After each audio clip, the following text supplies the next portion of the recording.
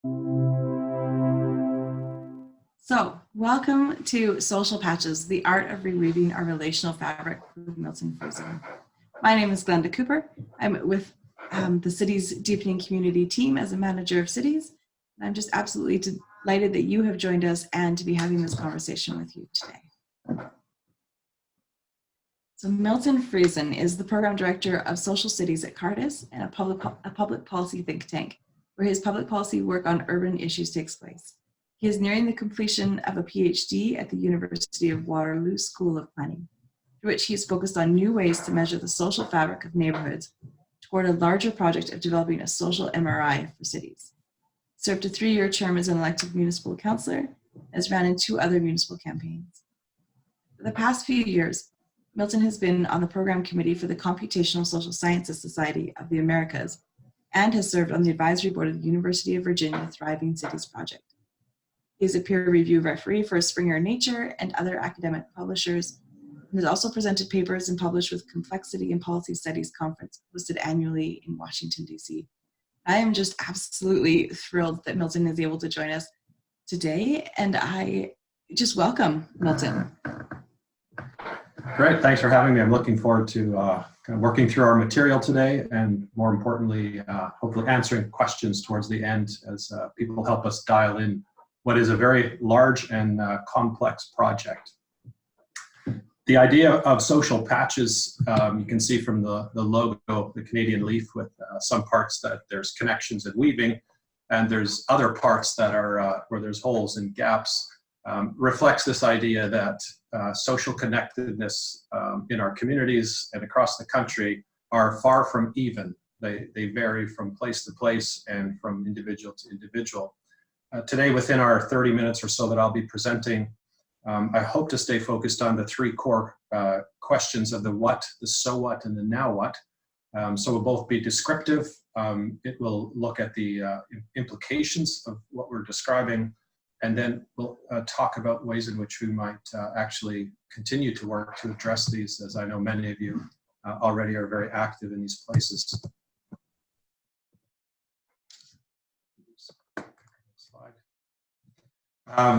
Let me start with my connection to social isolation. It's something that's, of course, there's a common human experience. I'm going to talk about that a little bit later, but in a formal sense, it might be captured by my daughter's poster she used to have up in her room when she was younger. This rather friendly-looking horse shows up. Presumably there's a herd of other horses, but he's looking at us and asking the question, in general, "What's up, neighbor?" which is an informal way of, making relational connection to somebody. Some of you might know this book, Bowling Alone by Robert Putnam. He made the idea of social capital much more commonly understood. And even though he looked slightly startled in his photograph, Putnam has done a lot to advance awareness about social capital, though there's people who disagree with this particular approach.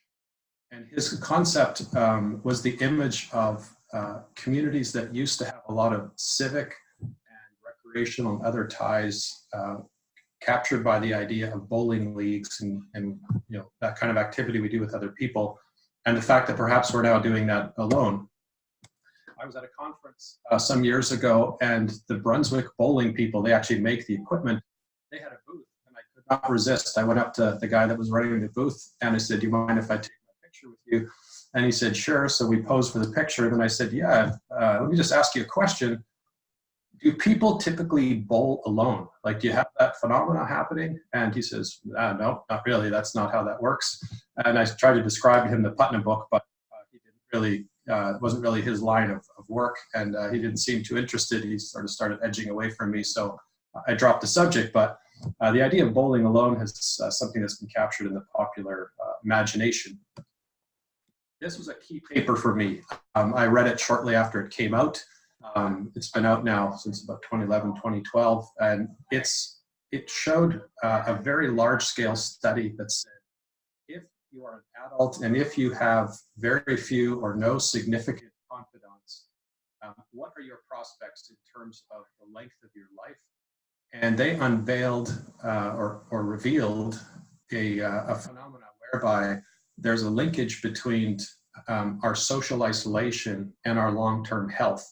So rather than the idea of social isolation just being a kind of inconvenience to us, what Holt Lundstedt and company showed us was that there are significant health implications, including early mortality, for people who suffer from chronic social isolation. This paper was, this was a different one. This is a community report coming out of Vancouver. You can see 2012. And this was where, when they queried charitable leaders across the community, what are the most pressing issues you face in Vancouver? This idea of social isolation came back as one of the top categories. They weren't quite sure that that was the case, and so they commissioned a more detailed study and discovered that, in fact, yes, that is a very serious issue. This is another book that came out, not academic, but a journalist in his 50s to move back to a very wealthy suburb in Rochester, where he'd grown up, and noticed that the idea of being socially isolated was not something that was only limited to certain classes of people, but affected everyone, including, in his case, the very upper classes in Rochester. This is a very desirable neighborhood. Most people would love to live here. There's estate-style homes, wealthy, successful people are here. And he noted that despite that wealth and success, the social fabric amongst the community members was almost zero. It might have been existent inside the houses, but outside the houses, there wasn't any. So this is typically, this is one way we might typically show social ties. You can see on the one side, we've got lots of lines connecting dots. On the other, we have these disconnect clusters. Today, the idea of social patches has to do with this kind of image. The image on the left-hand side has far more connectivity. The one on the right has far less. And in fact, we could put just individuals there without any connections at all. So the idea of social patches is it possible for us to reweave these kinds of disconnected spaces? In June, we released a report. Cardus partnered with the Angus Reid Institute to do a national scale survey to find out what is the state of social isolation and loneliness in Canada today. The idea for this was, again, a growing awareness through Holt Lundstedt and many others in the driving a stronger visible sense of what's happening with Canadians by using these kinds of survey techniques.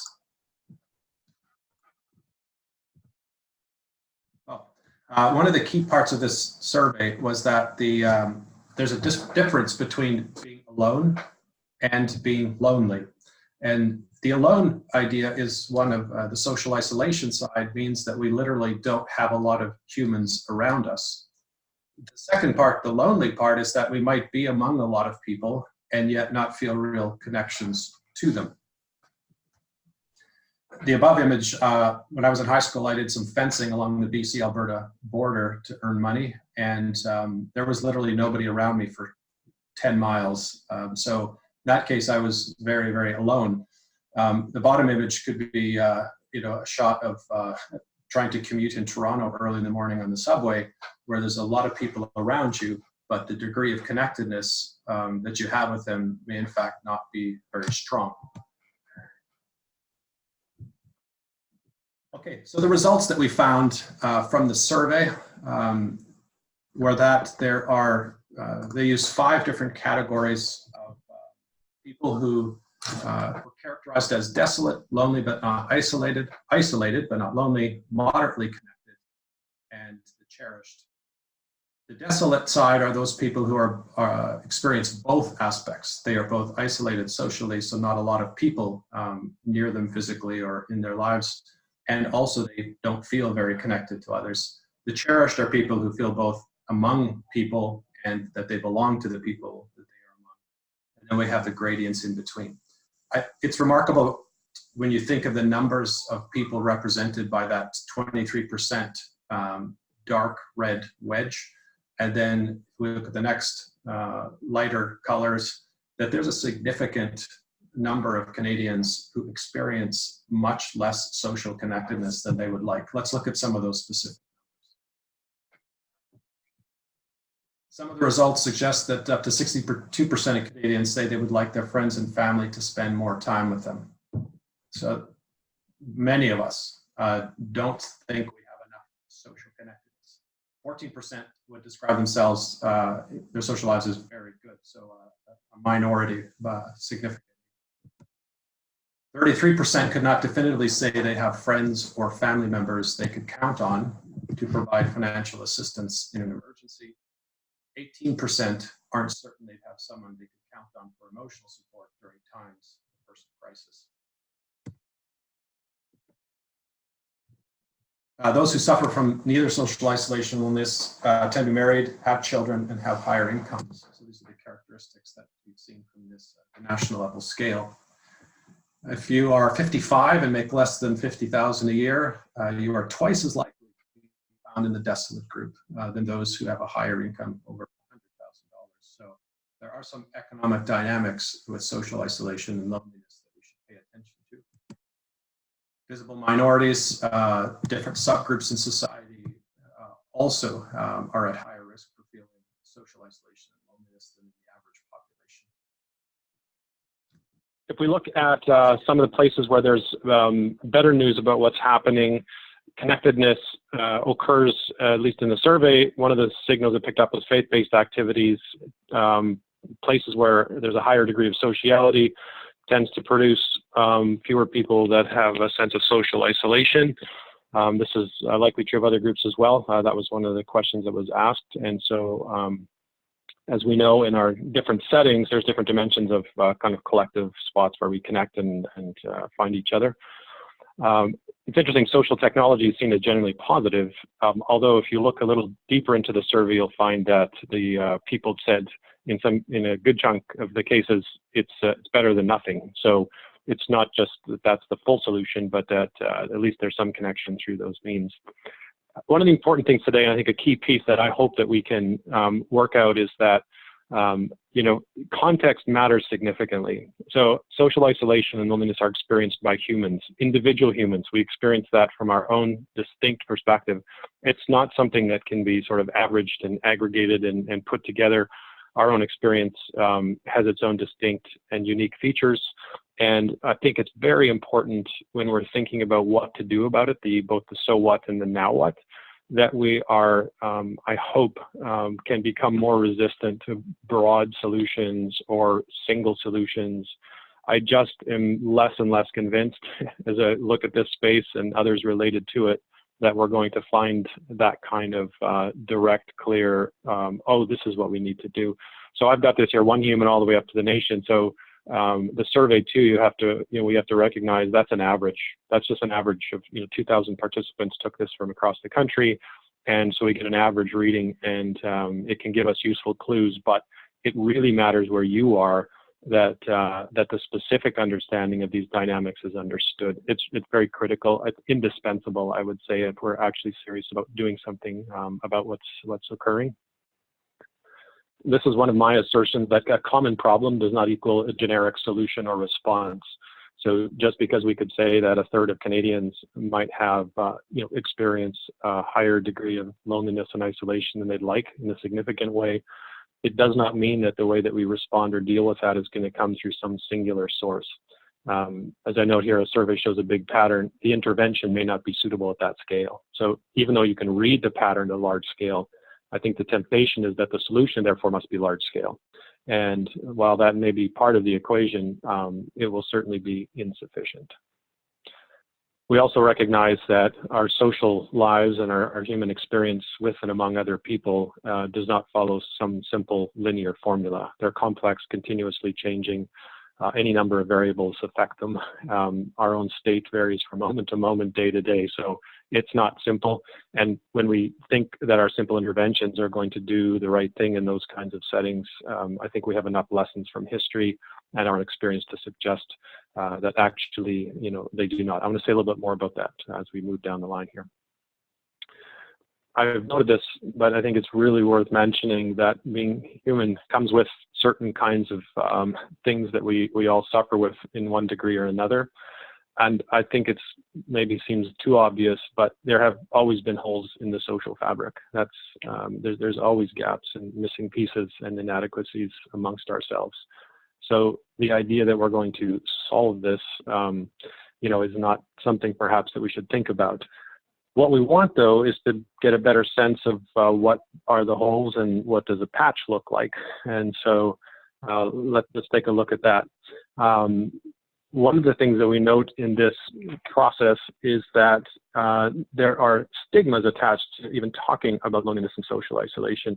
Some of the work done by various scholars has flagged that lots of people, we just don't like to talk about it. It's seen as a kind of weakness. It's seen as something that's almost shameful. And so we don't talk much about it. You know, and for us today, many of us in our roles probably see ourselves as looking at the problem somewhat objectively as solution providers and puzzle solvers and, you know, people who are going to get this figured out, but we ourselves suffer from many of these same effects. And it doesn't respect, you know, our age, our income, those sorts of things. They may be influenced by that, but this is occurring in lots of different settings. It's also worth noting that things like friendship and belonging solutions don't happen across cultural or socioeconomic barriers very often. We don't cross those barriers very easily. And so when we think of solutions that imagine everyone you know, becoming much more fluid and moving across those boundaries, I think we have to be realistic about what the challenges are in our specific settings. A final thing is this notion that just because we live in a diverse place where there's a lot of diversity across, you know, economic, cultural, ethnic, linguistic, or other differences, just because you're in proximity to that doesn't mean that we are actually able to bridge those gaps readily. So I'm really interested in hunting for, today I think a core thing is that we just appreciate more thoroughly and perhaps are more humble in the sense in coming at some of the challenges of the dynamics that are introduced with social isolation and loneliness. And I think there are artistic allies that can help us in that endeavor. People who are not necessarily writing papers in sociology journals or doing formal research in that regard, but are maybe to a large extent sensing some of the more significant patterns and changes happening around us, both those things which may be good and those things which may be harmful to us. One of the people that's been a great help to me is Olivia Lang. Her book, The Lonely City, is both a personal testament of her own experience in New York City and elsewhere with trying to find her way amid a very dense, culturally rich space like New York, but feeling the personal sense of the difficulty of navigating many of those pathways. And she identifies 4 artists as people who are act as a kind of bellwether, an indicator of what's happening on that front. And so she uses these artists, both their lives as well as their artistic expressions, as examples of what it means to live with, in these cases, sometimes perhaps more intense than many people feel, but they experience it in a way that anyone can relate to, and she uses them to help explore that. Another aspect as well, in my introduction, there was lots of sort of academic references, but I think film is a fantastic place to go to try to get in our minds just a more enriched sense of what this means and to avoid the simplistic solutions that some of us reach for a little too quickly.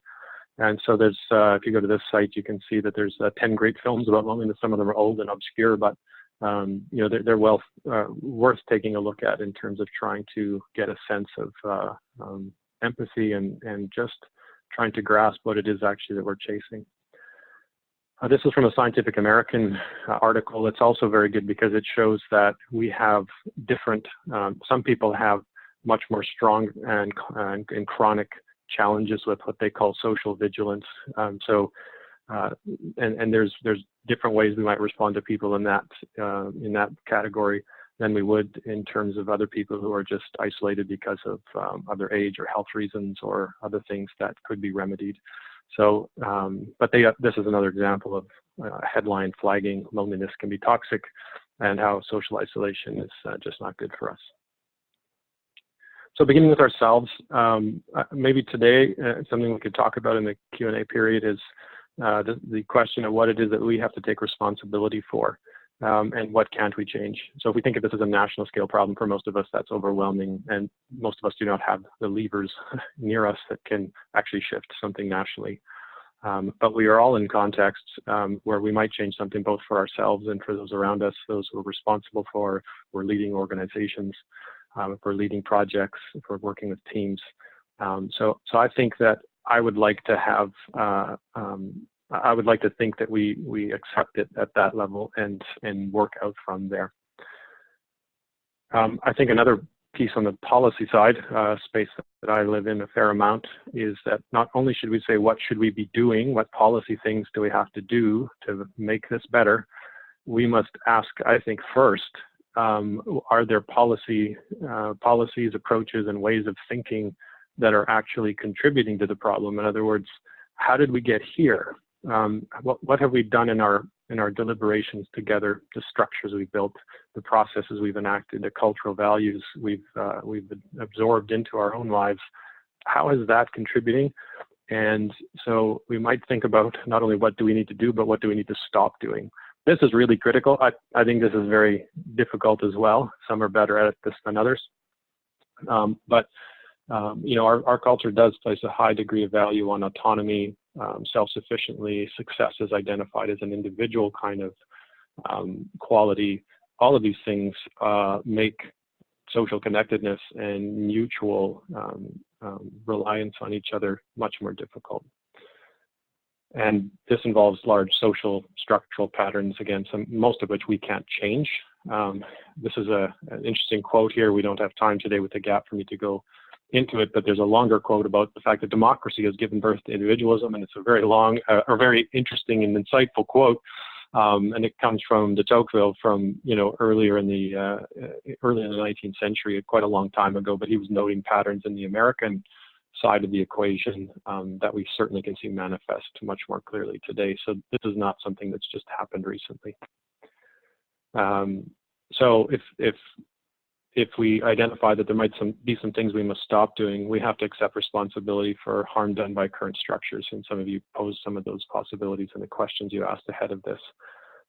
So it's not, I don't think it's the right thing to do to say immediately, how can policy fix you know, social isolation or loneliness? I think we might start by asking, how can policy fix the problems it has created itself? This is a key thing to keep in mind. Here's an open edge for us to look at, a few matters of consideration. And these are questions that can help us as we move towards getting some of our questions perhaps in our mind. So there's always a sense in which social systems and cultural values have a kind of momentum. Things are set up in certain ways that there are people benefiting from the way things are now. And I would be interested in your perspective in answering this question when it comes to social isolation. Who benefits from keeping things as they are? There was a book written in the 1950s called The Quest for Community by Robert Nesbitt. And he makes a pretty strong argument there. Already in the 50s, he was picking up key signals, suggesting that certain forms of control, certain forms of consumerism and other values are actually very much you know, benefit from increasing individual autonomy. If that's the case, we have to figure out, if we're interested in the structural scale questions, what's going in that level, but much more practically in our own communities and within our own circles of responsibility, of identifying to what extent is that actually affecting us. So it might be as simple as saying, why do we have, you know, 20 lawnmowers on my street when one lawnmower can mow 20 lawns? It's not a technical problem, it's a social issue in the sense that we all think that we need to have our own lawnmowers, and the people buying or making and selling them are much more happy to sell 20 than they are to sell one to cover 20 households. So these are the kinds of dynamics I think it would be impossible to make real progress on if we don't understand who's benefiting from keeping things as they are, even in your own system, at your own scale, whatever that may be. Secondly, what would we need to do to see our role in social isolation personally or organizationally? So we are actors. I mean, we are part of co-creating at some level the world we live in and the world around us. And it's interesting, you know, to think about even within organizations that we often wish to treat each other in sort of professional manner, which is good. We should be respectful. We should be following those bounds. But it also means that our workplace is completely separated from home and other settings. You know, that may be one way in which, you know, we kind of have these hermetically sealed worlds. And so then the ability to cross and enrich those kinds of connections is very limited.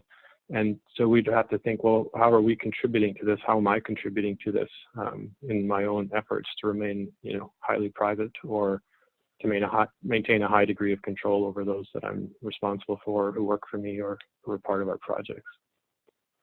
Third, what does social isolation and loneliness look like to various institutional actors in government? So this is sparked by, you probably saw, the UK has has established a Minister of Loneliness, and I've written an op-ed, a reflective piece about, is that a good thing? And I was a bit tongue-in-cheek about, the government wants to be your friend or something like that. Is that the solution that we need to have? So when we identify social isolation and loneliness as a kind of pathology, as a problem, as a challenge, those institutional players and those kinds of agents see that problem in a certain way, and they will apply solutions based on the way they see the problem.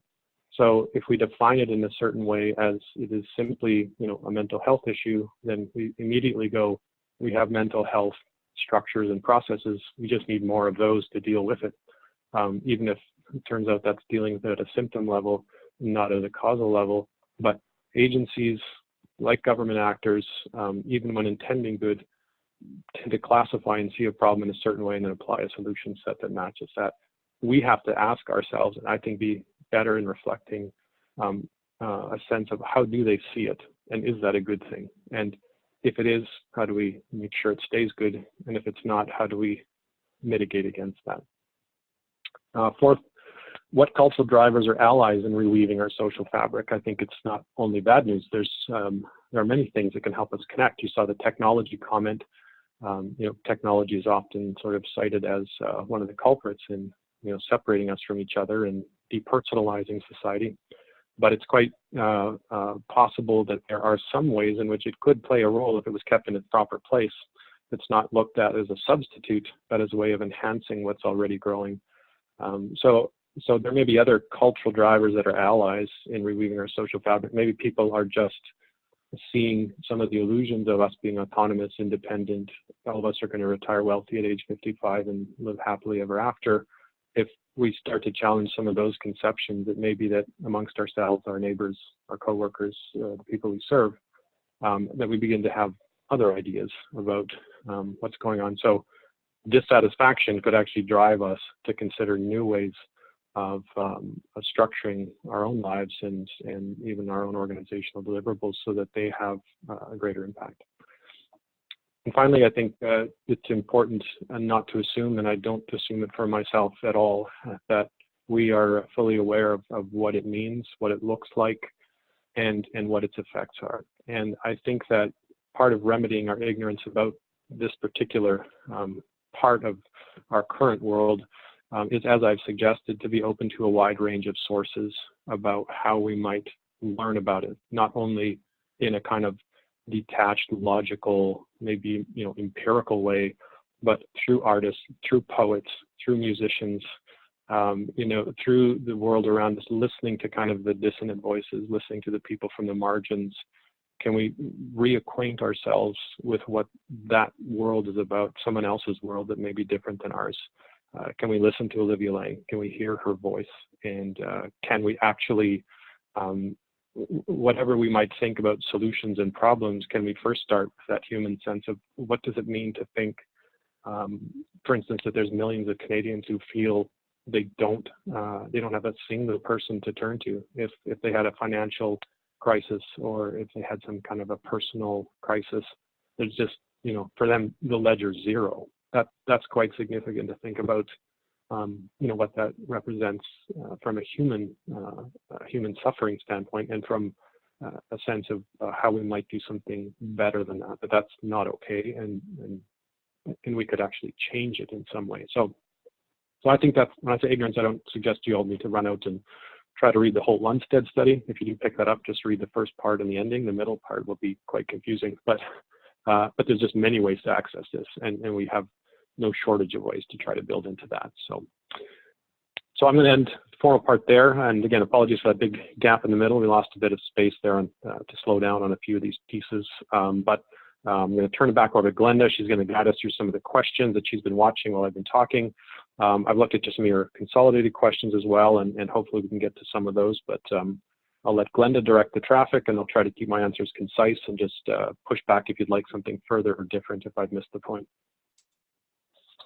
Well, Milton, thank you so much. Thank you for rolling with us. And I know it's hard sometimes once we've gotten started to come back and be like, oh, we're gonna pause. So thank you for rolling with us in that. So, and everybody else, I'm so pleased that you've stuck with us. I do have one question that's popped up in the chat box here that I'm gonna throw at you, Milton, and we'll just start from here. And anybody else who has questions, please do put them in the Q&A box, and we'll do our best to get to everybody's questions. So we have a question here from Brenda. She says, my experience would suggest that the opposite of loneliness is community. Why aren't we investing in community building and community development as a solution? Do you have any thoughts on that, Milton? Yes, I think it's great. I mean, community is a good thing. One of the difficulties is that if by community, people see that quite differently. If by community we mean just a group of people that are together, have something in common, or working, collaborating, that's good for a lot of people. But as noted in some of the distinctions, particularly one on the Scientific American article, I didn't have time to get into, is that loneliness can be experienced by people who they might be around people every day, all day. So there are sort of settings, I think, in which it's a sense of whether you feel you belong and are understood. And some of that is not only about the context, some of that has to do with ourselves. And that some of those do have to do with our own perspective on, that hypervigilance or, our own personal experiences. In the Scientific American article, there's, I think, between 15 and 18%, they thought, of people who suffer from, sort of a chronic sense of loneliness are socially vigilant to the point where there's a need for some help, whether through therapy or other things, to help learn how to kind of dial down that vigilance and remain more open to people, rather than just feeling kind of rejection and stepping back in a kind of downward cycle. So, but absolutely, the community building side, anything that builds community, I think you could read between the lines on some of the slides I shared and some of the results from the survey, that people who are part of a persistent community fare much better. It was also interesting in the study to look and see that people hide a great deal of socialization happens inside people's homes, so that if people live alone, they already face a significant barrier in trying to kind of increase their social contact. So absolutely, the community building side is critical. I think it requires some probing about, within our specific context, what does that look like. The language of community building seems to be everywhere. I'm not always sure it's actually happening in ways that are that everyone is benefiting from. Great, thank you. I think you raised some really important points there. We have another question from Shannon Parker, and she writes, I'm a registered nurse working in a small rural community with a group of student nurses. We've identified a desire to strengthen intergenerational connections. But can you provide some comment on social isolation in rural locations? Do you have any suggestions for how they can increase their understanding of loneliness and social isolation, specifically in rural places? Yeah, there are some unique challenges. I grew up in northern Alberta, and we certainly had experience with being rather isolated in certain ways. But it is not only a spatial question, that does play into it significantly. I think what happens is when you have the spatial, which is sort of that we're actually not that close to each other, or we're in such low density areas like some rural ones that, our neighbors are measured in distance by miles, not, down the hall or across the street. So I think those present unique challenges. You see that with people studying, for instance, transportation patterns and what happens when people lose mobility, both in rural and urban areas. So you can no longer get out as much. I think it's the dynamic of most of our socialization happening in our home or where we live is also true in rural areas. And so if we are disconnected from others, it becomes even more important, for instance, that people are sort of part of a community that pulls them out of that home and gets them interacting with other people. One of the key social capital research projects done in early 1916 by Hanifin was in rural West Virginia, where he recognized that schools provided a place where people came from their very isolated rural spots and had something in common, which was school, but they thought it was just for kids. Hanifin argued and said, if you do programming that brings in the whole family and does so beyond just learning to read, write, and do your arithmetic, that you'll greatly increase the community's social capital. And he actually ran some experiments there to show how that was the case. So I think it's a good point that you make, about being from rural settings, but some of the most valuable work on social capital has been done in those sorts of settings. And so the mechanistic parts might look somewhat different from rural to urban, but that dynamic of changing some of those patterns, I would say, is a lot of it is transferable. But it pushes us that every context has its own dynamic we have to attend to. And hopefully, today you've heard that I'm not so much, the single or a handful of solutions, but dialing in our context, looking at dynamics, contributors, and then figuring out solutions from there. It's interesting. As you speak about that, I keep thinking about Cormac Russell's phrase that says, once you've been to one community, you've been to one community. And so what works in some areas and it doesn't always work in another. And so, we may have to try and do some trial error. I think the patterns are there are some dynamics that we can learn from that have transferability, but I think how they apply and in what ways, that's what takes so much kind of local work. And that's where the expertise has to be local in that sense, even if it's drawing on, things like the Angus Reid study or Holt Lundstedt that show us and give us clues. We still at some point have to come back into our own setting and pay attention to the local expertise that's there. And there's often significant clues there if we're paying attention. We just usually kind of run past them. Yeah, it's so true. Because we want to look to the experts that we think are the ones out there, but we forget to look at the ones in our community. Yeah. That's a really good point. We have another one, and you spoke briefly about this, but Heather has asked, do you see the decline of faith communities as a driver in increased social isolation? And what way do you think that faith communities can contribute to solving some loneliness? Yeah. There's lots to be said about that. First of all, I think the Canadian pattern of faith communities is that in some cases they're declining, and others they're not. They're changing. I think that's clear. And so it's uneven. Some places you see faith communities growing and they're quite strong, and others not so much. The dynamic is that for me, I always ask the question, what are the socially generative parts of any community? It can be faith communities. It can be other spots. The literature suggests that faith communities are often quite significant because they operate over the whole lifespan, and they are there in a continuous way, and they're not just around a single interest. There's a whole diverse group of people brought together. So they've clearly been a critical part, and they've done some work with our Halo project and others to try to put some, quantities around that. What does it look like? I think the question is, if faith communities are declining in a given locale, in a town or a community or a neighborhood, what's taking its place? Is something taking its place, or is there just a general decline of what we might see as common goods or social goods? And on that front, I think it's less clear that we're seeing some other things take their place in the same kind of robust way that those communities have traditionally operated. So I think it becomes very important. For instance, you could see in the literature some exploration that looks at, how do people who with no religious belief or identify as atheist, what sorts of social groups do they form? How does that lead to charitable giving? How does that lead to volunteering time?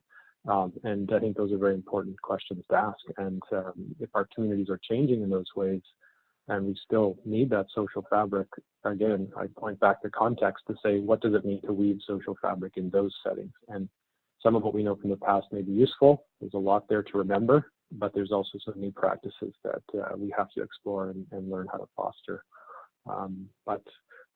They're critical. And we're involved in another project now that's looking at the degree to which faith communities shelter arts and community groups of all kinds, even if they're not faith related.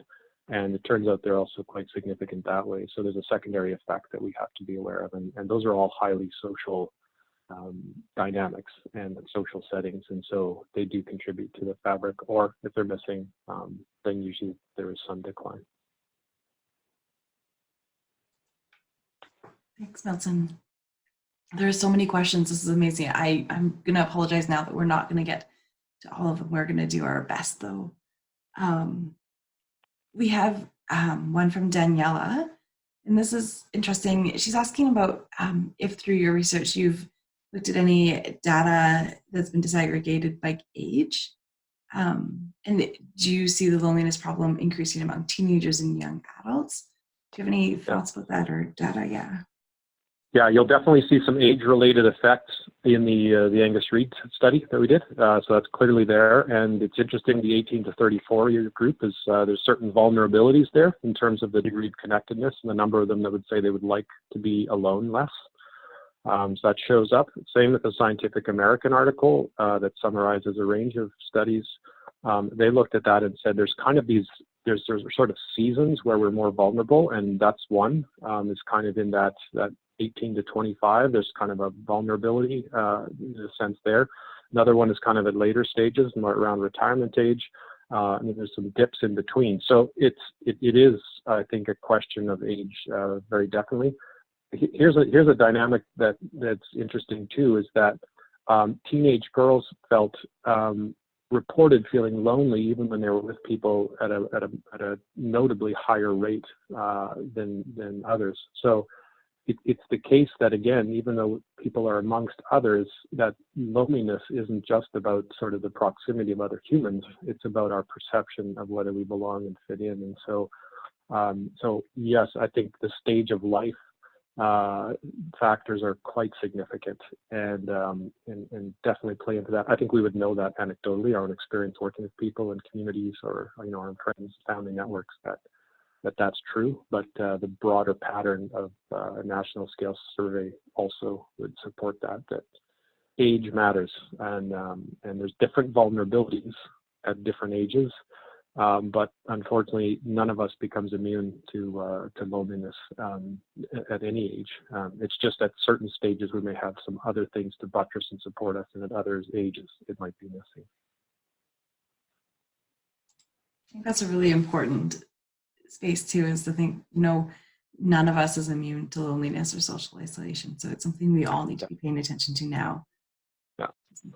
It's interesting because I've often thought, if we invest kind of in our retirement with like registered retirement savings plans and things, but what if we thought of investing in, a kind of retirement friendship plan of some kind, right? Like we're going to need friends, we're going to need people around us. What if we thought of that's as important an investment, kind of for that stage of life as putting money away so we can survive. And it's not something you'll see advertised anywhere, but I think that's the kind of thinking that will help us to sort of, maybe recalibrate some of our own expectations.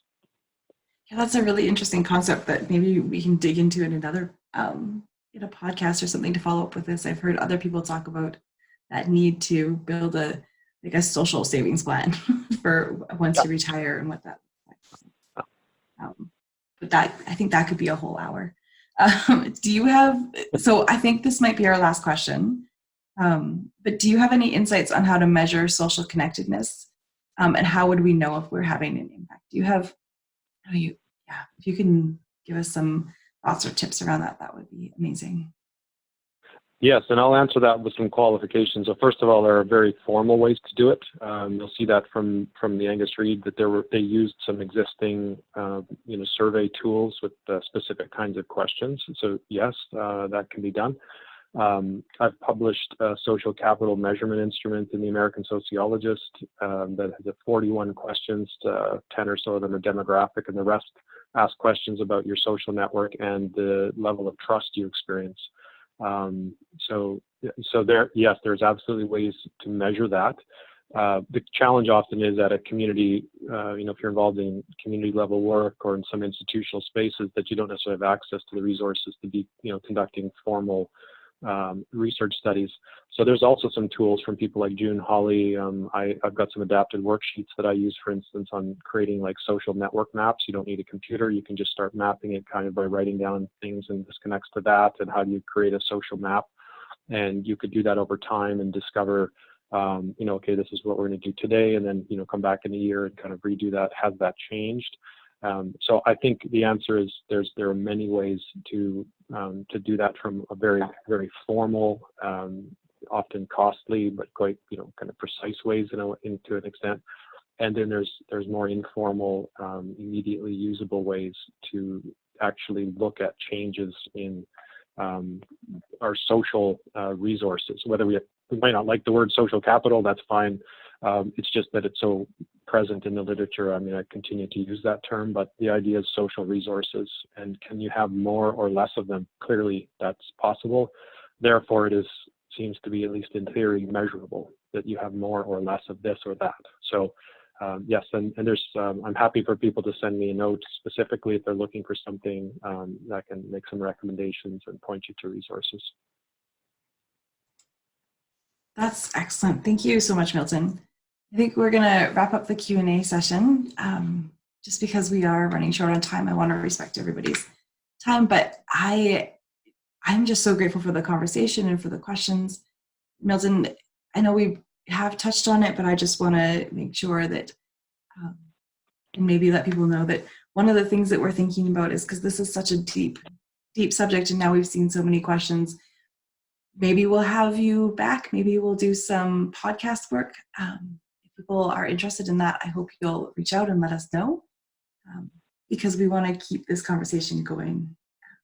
Thank you to everyone who put in some questions, and we hope that you'll continue to learn with us. And one of the ways that I really want to encourage you to get engaged and to keep learning along with us is to subscribe to our Cities Deepening Community newsletter. So it comes out once every 2 months, and in there we put all kinds of resources and some of the most up-to-date thinking around everything to do with how do we deepen our communities and our sense of community. And right now we have a big focus on reducing social isolation and making sure we're engaging with communities. So I do highly encourage you to sign up for our newsletter and to join our online community. So visit us at the tamarackcommunity.ca website under Cities Deepening Community and see what we're up to.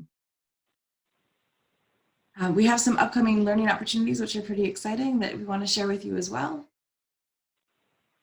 Coming up next, we have another webinar with Dan Duncan, and it looks at collective impact through the lens of asset-based community development and results-based accountability.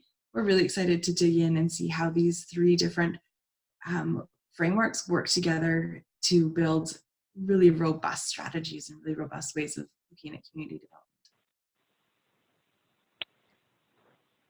And that's it for us today. Thank you so much. Please send your comments, your concerns, anything that you have to me. I'm always wanting to know how we can do better and make sure that as we go, we also have more webinars that speak to what you're interested in. So please reach out, and thanks again for joining us. And here we go. We actually ended on time, so woohoo. And thanks everybody for sticking with us through our tech issues. And Milton, thank you so much for joining us today. Oh my goodness, we have learned so much from you. Well, thank you for having me, and I appreciate everyone's time and attention, and look forward to some more discussion about this. Fantastic.